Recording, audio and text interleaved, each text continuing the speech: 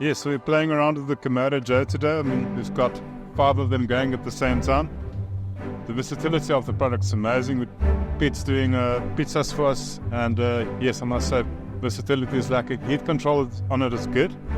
You do feel at the beginning that you're going to run out of fuel, out of coal, but if you load properly, get the heat going, it lasts a long time. I've carved that already. Pizzas has been going for the past hour and a half, and on the same load of charcoal. There's a fresh one going in now.